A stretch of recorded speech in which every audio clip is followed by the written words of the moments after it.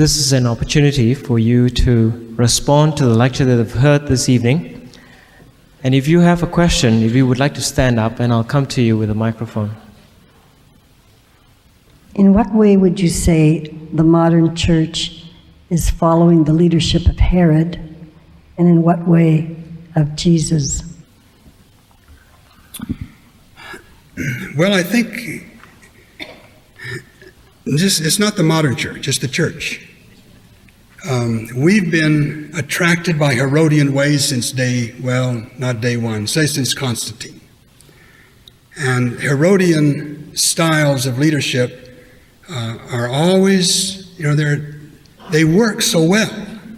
They really do. And so we are constantly having to be vigilant against the Herodian ways and also the pharisaic ways, because they're very attractive too. They do a really good job. If the Pharisees and the Herodians weren't doing it so well, we wouldn't have anything to worry about. But following Jesus is always a minority occupation. And there are thousands and thousands of Christians and churches all over the world that are following Jesus' way. I'm not pessimistic about that. But you don't have to look very far to see a lot of Herodian stuff going on too. Obsessed with size, with numbers, with power, with manipulation, and influence, celebrity kind of stuff, glamorization. But also on the Pharisaic side, there's a good bit of that too. There's a temptation in the church to want to keep it pure and keep it isolated and separated and defined, and that is always going on also. So I don't want to divide up into camps. I think, we're all in this together, and we need all the help we can get, and we live in a Herodian, Pharisaic world, which these are the conditions that are given to us by our cultures.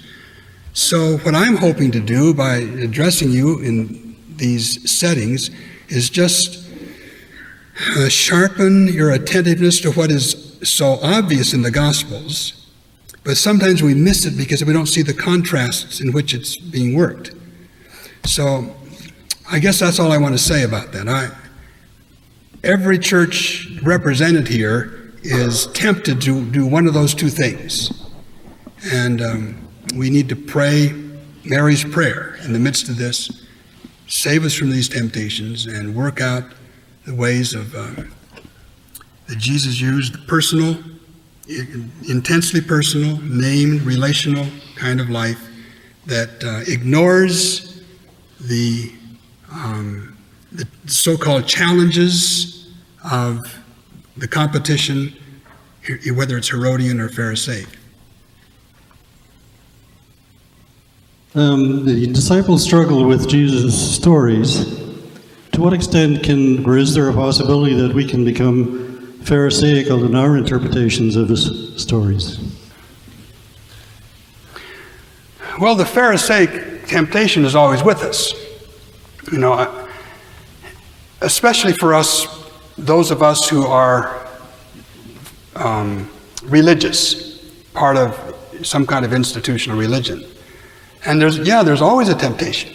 It's whenever we lose the sense of the largeness of God, the aliveness of God, and begin defending our identity, we're on the way to becoming a Pharisee.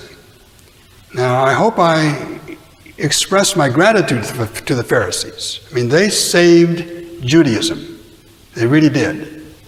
But then they kept on doing something which they lost God in the midst of their religious fervor and success.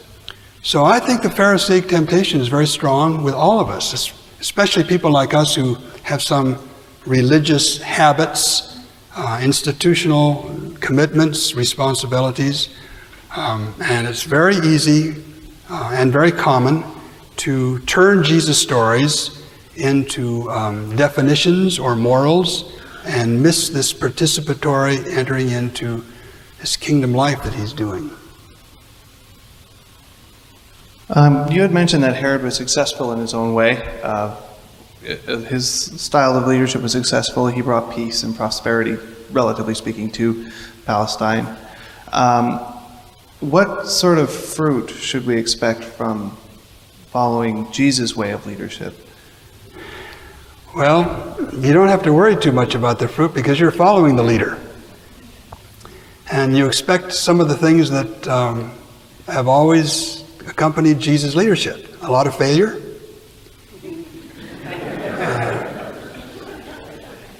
Truly. Considerable suffering.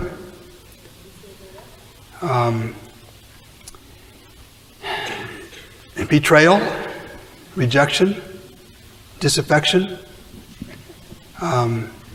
These are very much a part of what happens in Jesus' leadership. And it's hard to see much either Herodian or pharisaic success in what he's doing. Now, the other thing to say is that you can expect salvation. You can expect to glorify God, but probably in ways that you aren't going to notice, at least at the time. It's really surprising how subtly God works and how indifferent he seems to be to the Herodian worldview and the pharisaic worldview. So I'm not trying to be cute when I say that. I think there's a sense in which we have to learn how to embrace the consequences of Jesus' leadership, as well as just doing it. And the consequences aren't all that glamorous. They last, and they're eternal, but they're not ego gratifying. There's very little ego gratification in following Jesus.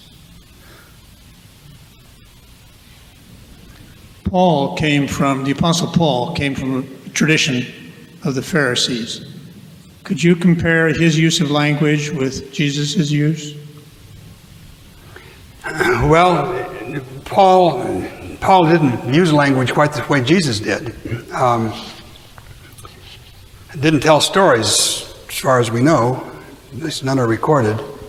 But he was wild with metaphor. His speech was extravagant. He was not careful the way he wrote.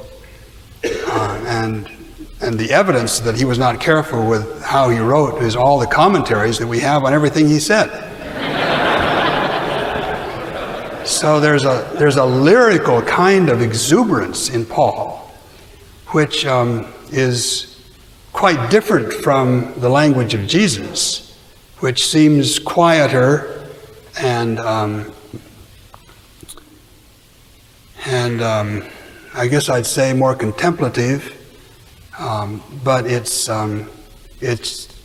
this at one level of the participatory aspect of this, and the openness to the aliveness of God and the contempt for Herodian methods. Paul is very invitational. He pulls you into what he's doing. So they're not the same, which is, I think, is of some comfort to us.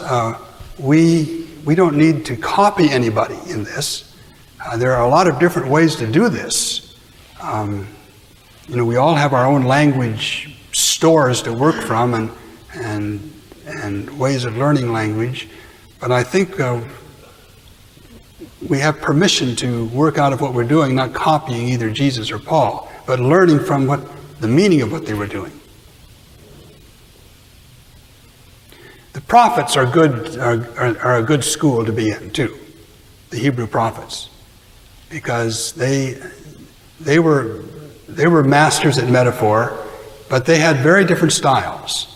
Isaiah and Ezekiel are just poles apart. But each good in his own way. In our churches and a lot of Christian organizations, I think that we borrow from our culture. Like, for example, I think years ago we used we came from a bit of a military model, and nowadays we very much borrow from a business model in the way that we operate. And I'm just wondering if you think Jesus borrowed it all from his culture, maybe the good things or some beneficial things from within the Herodian or Pharisaic culture.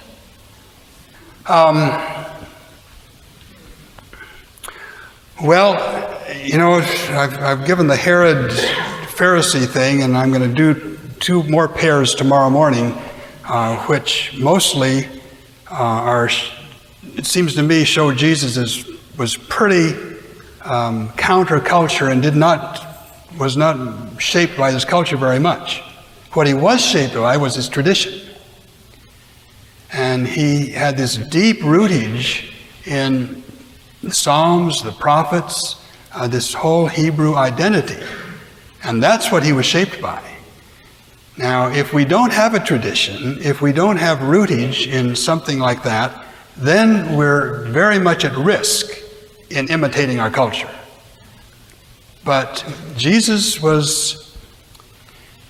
seemed to be pretty free of this. Now, there were rabbinic influences on him. The rabbis told stories.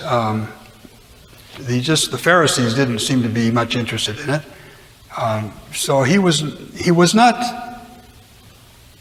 unique in the sense that nobody had ever done this before. He was drawing out of 1,500 years of history and prayer and tradition, and he was very much rooted in all of that. So, but I don't see much influenced by the culture itself. It seems to me he was pretty oblivious to that, or probably not oblivious, but he was deliberately ignoring it and picking his way through it. As many of you know, I'm not fond of trying to find out how to be relevant to the culture. I think it's too dangerous. We start trying to be relevant, and then we're starting to do the same thing they're doing. And because they usually do it better than we're doing it, we do it more because it is effective. And then it's not long before we've lost the gospel.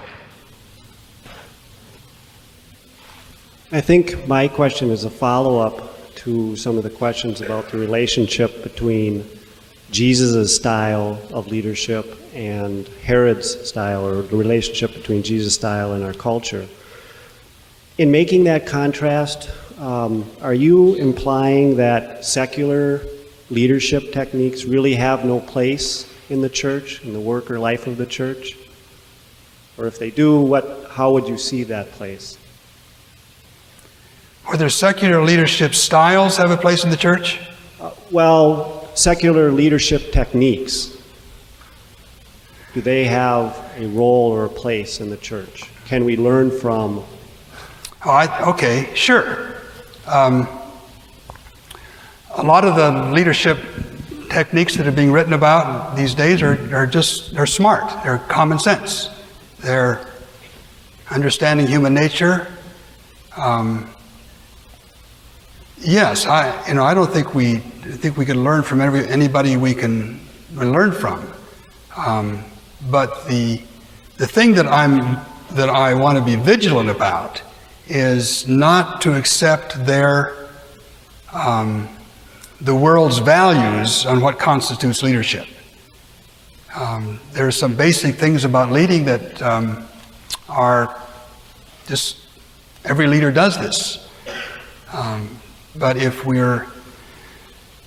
there's a vast literature out there on leadership. And a lot of it is appealing to your ego, your ambition, your power. And there's a lot of it that isn't. So I think we have to be very wary and discerning in what we're doing.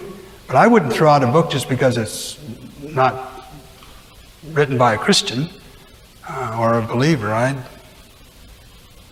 I'll get help anywhere I can. Today you are outlining that Herod was a man of ambition and programs, and Jesus was also ambitious as well. But he was also relational.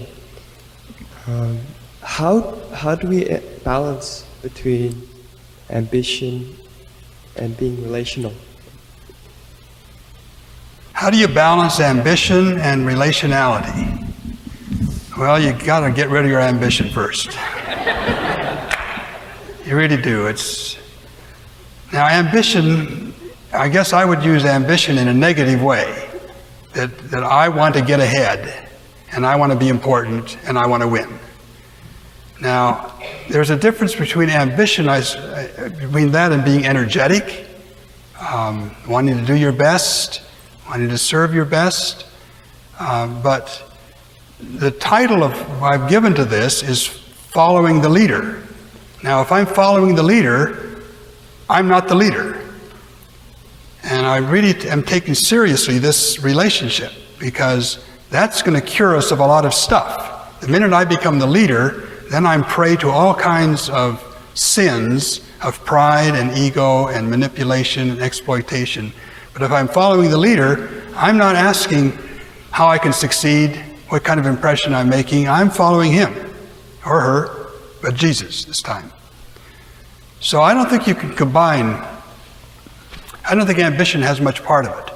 Now, energy does, obedience does, discipline does, but ambition usually means that I've set my goals and I'm going to get there come hell or high water, and if you get in the way, you're done.